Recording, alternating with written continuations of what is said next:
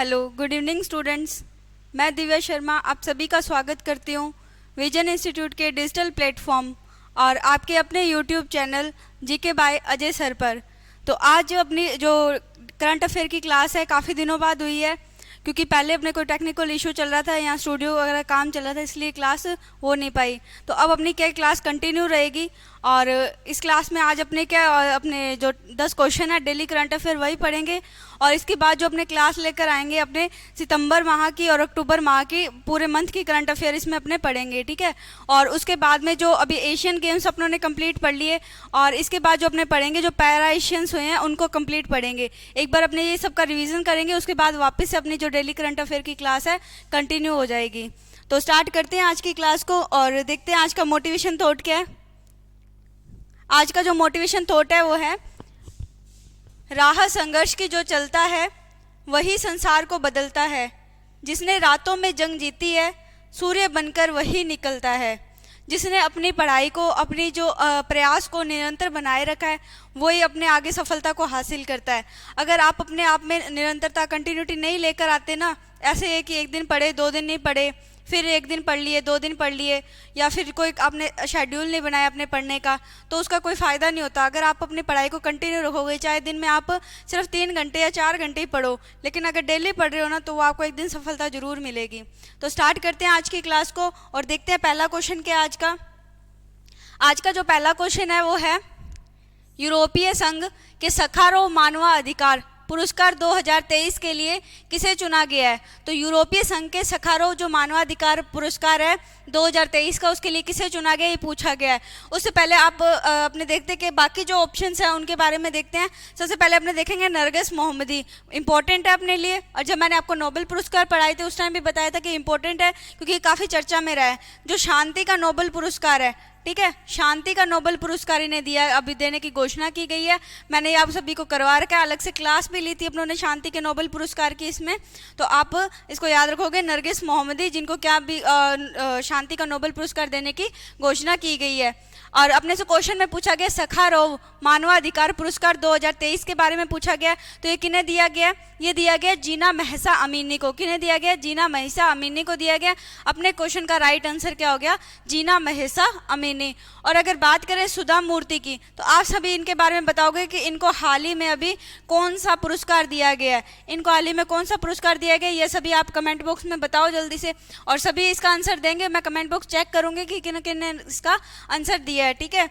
और अगर बात करें अपने सखारोव जो ये मानवाधिकार पुरस्कार है, ये किसके द्वारा, कौन सी संस्था के द्वारा दिया जाता है? तो जैसे कि क्वेश्चन में दिया हुआ है, किसके द्वारा दिया जाता है?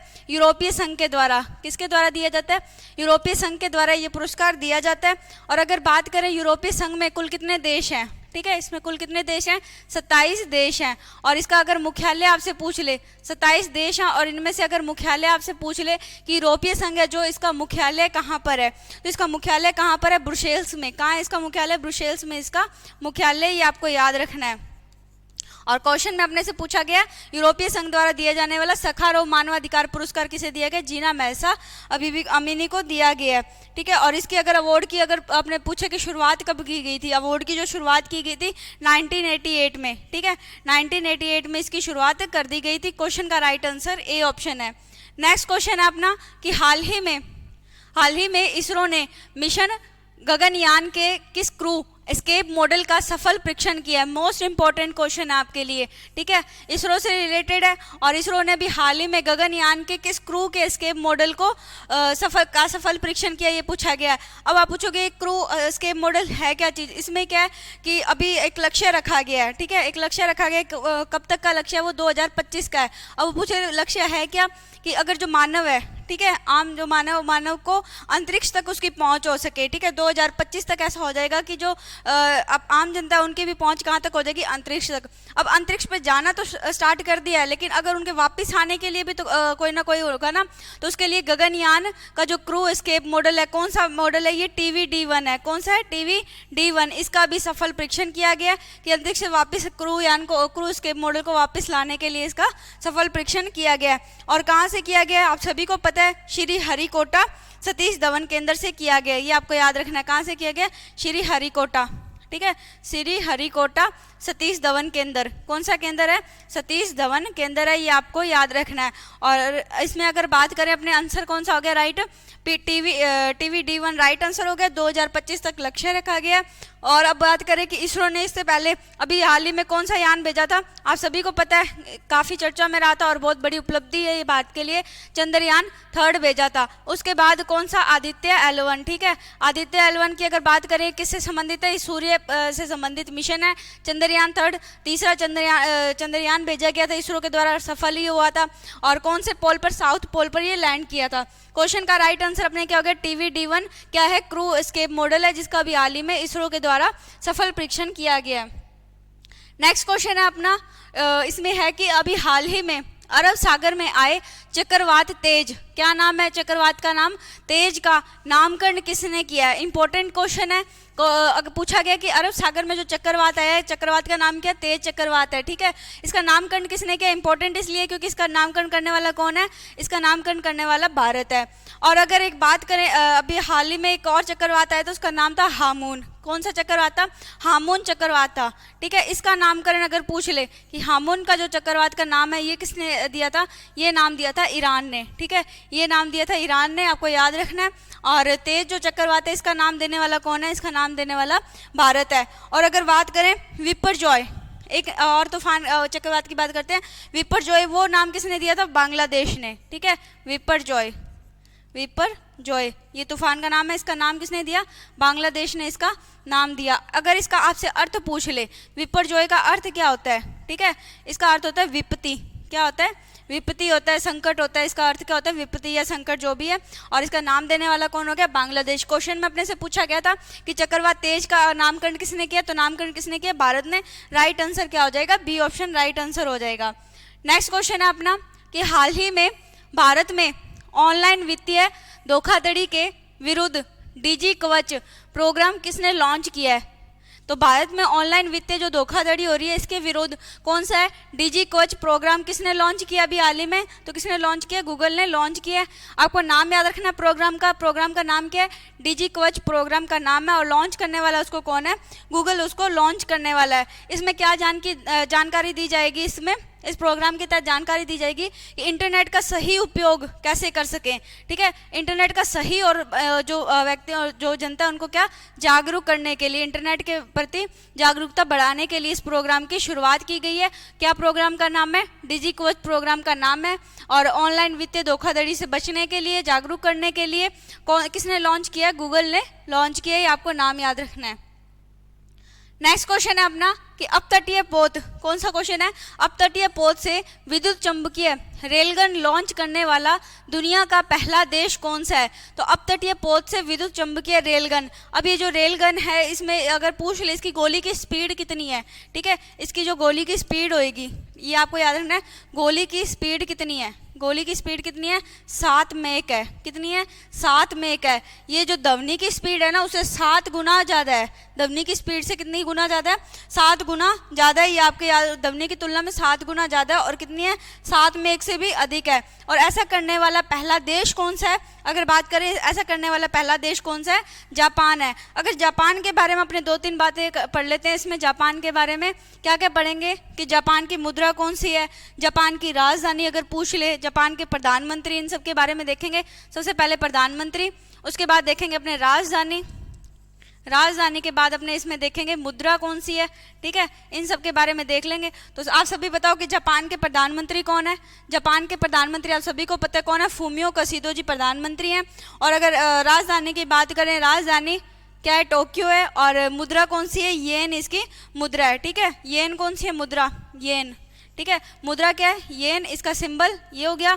और राजधानी अभी मैंने आपको बताई क्या है, राजधानी टोक्यो राजधानी है। और PM प्रधानमंत्री कौन है यहाँ के, फूमियो कसीदो। अगर एक और चीज़ आपसे पूछ ले, फूमियो कोशिदो याद रखना। और एक चीज आपसे पूछ ले इसमें क्या और पूछ सकता है इसमें कि इसकी संसद को क्या कहते हैं, ठीक है। जापान की जो संसद है इसको क्या कहा जाता है, जापान की संसद को क्या कहा जाता है, जापान की संसद को कहा जाता है डाइट, ठीक है। क्या कहा जाता है, डाइट कहा जाता है, ये आपको याद रखना। ये जापान के बारे में बात कर ली अपनों ने।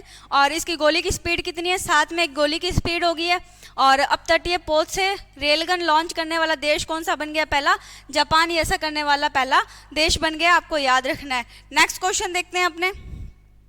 नेक्स्ट क्वेश्चन क्या अपना कि हाल ही में यूको ने स्मार्ट डिस्ट्रिक्ट परियोजना कहाँ लॉन्च की है। और स्मार्ट डिस्ट्रिक्ट परियोजना है क्या चीज, ठीक है। स्मार्ट डिस्ट्रिक्ट परियोजना से इसका संबंध है कि जो कचरा है, ठीक है, जो बल्कि वेस्ट है उसको वेल्थ में कैसे चेंज कर सकते हैं। तो वेस्ट को वेल्थ में चेंज कैसे कर सकते हैं और संसाधनों का सर्वोत्तम उपयोग कैसे कर सकते हैं, ये सब इसका लक्ष्य रखा गया। और ऐसा करने वाला कौन सा राज्य है, तमिलनाडु ऐसा करने वाला राज्य बन गया।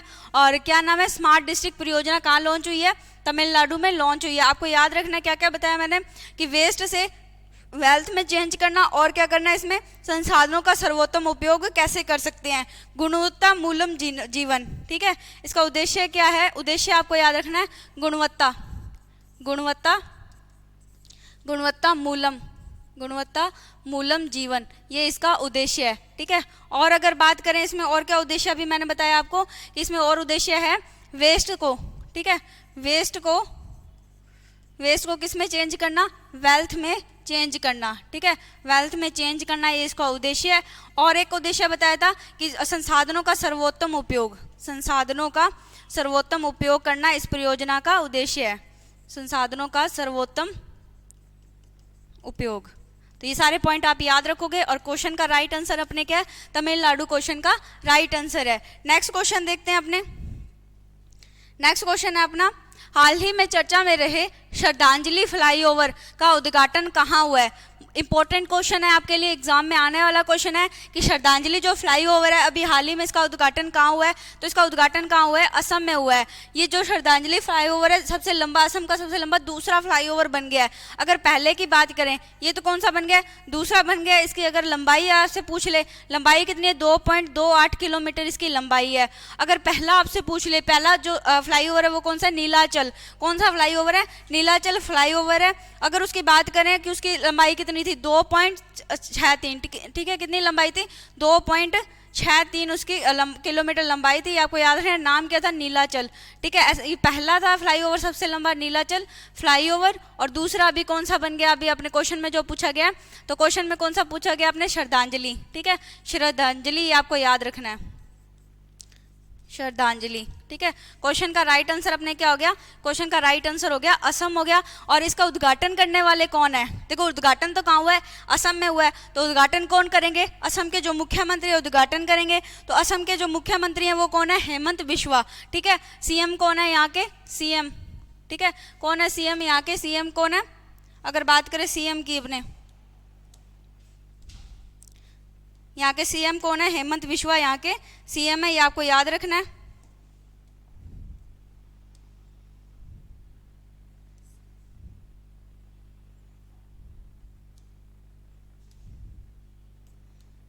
अच्छा, क्या बात कर रहे थे अपने इसमें कि यहाँ के जो सीएम है, ठीक है, जिन्होंने उद्घाटन किया, कौन सीएम है, हेमंत बिश्वा, हेमंत बिश्वा यहाँ के सीएम है, ये आपको याद रखना है। और क्वेश्चन का राइट आंसर क्या हो गया, असम क्वेश्चन का राइट आंसर हो गया।